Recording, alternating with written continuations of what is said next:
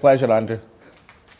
Now, if this election isn't going exactly according to the script, then I suppose the newspapers, just like the telly analysts, have been scrabbling to catch up. A note of hysteria in some of the Clegg coverage, you may think, and even behind some of the scenes there's been argy-bargies between newspaper executives and rival groups shouting at each other, all that sort of stuff. So is this the election when Fleet Street lost touch with the High Street? Ah, the sweet stench of ink, the thunder of the presses under the pavements. I just about remember old Fleet Street, the street of shame. The journalists have gone, pushed out by bankers and accountants. But it's still the verbal symbol of our aggressive and lively national press. So in this fantastically unpredictable election campaign, what we used to call Fleet Street seems as confused as everybody else. Here's a quick go through the election as seen in the headlines. Clegg star rises in great TV showdown. Clegg nearly as popular as Churchill, or it might be Obama or Mother Teresa or Gandhi or Alan Titchmarsh, or a mash-up of all of those. And then the backlash. Nick Clegg, the Lib Dem donors and payments into his private account. Clegg in Nazi slur on Britain. It's almost a feeling of meltdown. This is the election campaign where nobody is in the driving seat, and that includes the newspapers. Hack turned historian Peter Hennessy is the ultimate authority on Whitehall. Few men know more about the inside relationship between Westminster and the press. So has Cleggmania spooked Fleet Street? Certainly it spooked it, really, because there's never been anybody surging by 10%, 10 points in an opinion poll in 1 week. And also the Lib Dems, you see, throughout our lifetime have been rather written off. If they were written about at all, it was in a very patronising manner. And there was always a kind of whiff of nut cutlet and a little flash of Aaron Sweater to do with them. So they were very eccentric. But now the whiff is one of grape shot. It's very acrid. And the heavy-duty press, the red tops and the tabs in particular, are going for them. It's immensely flattering. No Liberal has got up their nostrils like this since Lloyd George, you know. And do you think that now that we're concentrating so much on television, the television debates this time, that changes the old dynamics of newspaper editors, newspaper proprietors and senior politicians all kind of dancing round each other? It does indeed. Even if one allows for what I think was the fact that the newspapers like to kid themselves they had more influence than they actually did have as political weather makers, particularly in elections. I think they helped shove a new weather system even more into the new direction rather than created it. But even allowing for that, they're wonderfully confused. It's led to the most wonderful disarray on the part of the would-be power brokers. It's absolutely glorious. It is wonderful to behold. It's like Wagner's lost opera Schadenfreude. So what's the atmosphere really like in the newsrooms just now? I'm hearing all sorts of stories of executives tearing their hair out and angry confrontations between different newspaper groups to get some sense of what's going on. I've come back to Westminster to try to track down the biggest, boldest attack bear of the Sun newspaper in its wildest days, its former editor, Kelvin Mackenzie himself. Remember this? Back in 1992, he used everything he had, chiefly, it must be said, ridicule, to keep Neil Kinnock out of number 10. And he wasn't shy about claiming the credit. So what does he now reckon to the buckets of ordure being hurriedly flung at Nick Clegg? Clegg actually has had a fantastic free ride. If he ends up making the government in any form whatsoever, this will be nothing compared to the bucket load that we poured on him on a regular basis. Take Brown. Brown has had this lot poured on him literally for 13 years. So Clegg has just got to get used to it. And what do you think the mood is at the moment in the newspaper offices around as they watch this? Because I think everybody seems to be struggling to make sense of what's going on in this election. Well, it's certainly true that nobody, not in newspapers or, by the way, in the television business, had the slightest idea that this was going to be the outcome.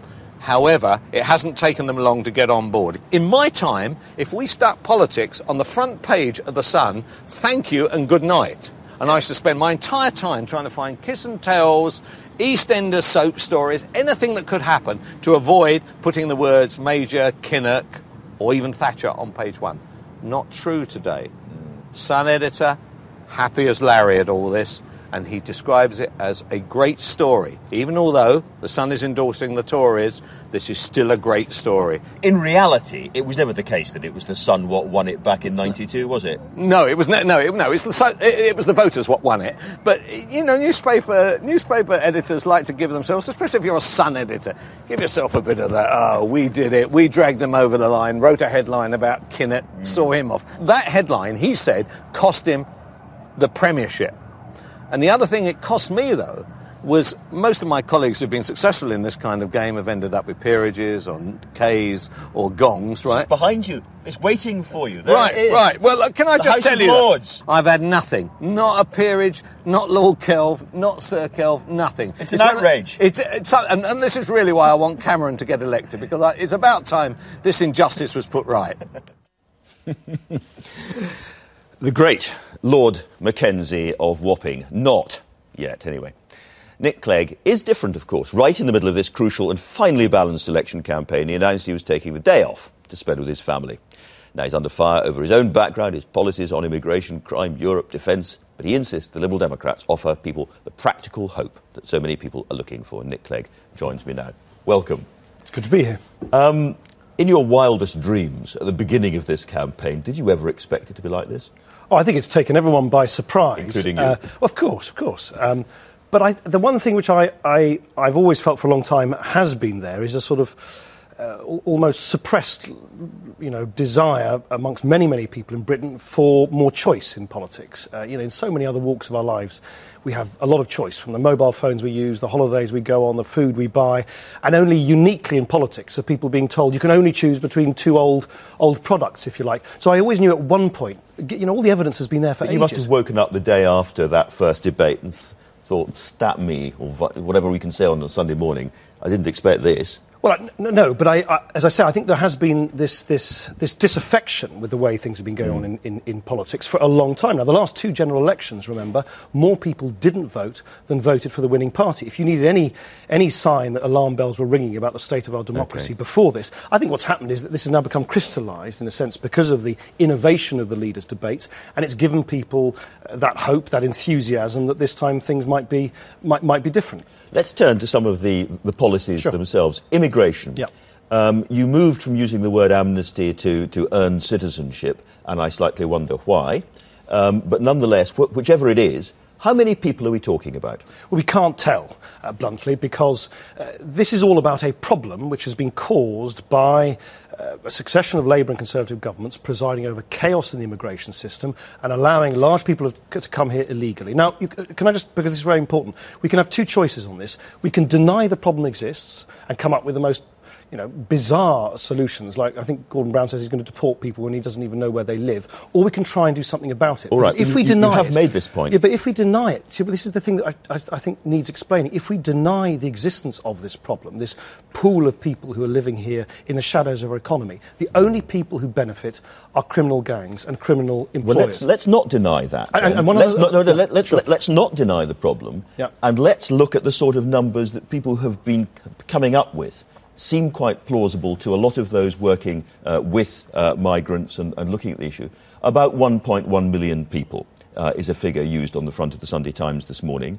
They'd all be allowed to bring with them, or bring in, at least one other member of the family. So you're talking about an increase in the population, in the official population of the country, of something like 2 million people. No, I think is that really acceptable? I think that is an absurd exaggeration. I'll tell you why, because what we're setting the bar but quite if you don't know the number of people, you can't know it's not 1 million. Well, Andrew, again, I don't think people have been kept informed by a succession of Conservative and Labour governments that they've been running a secret amnesty for years. It's called the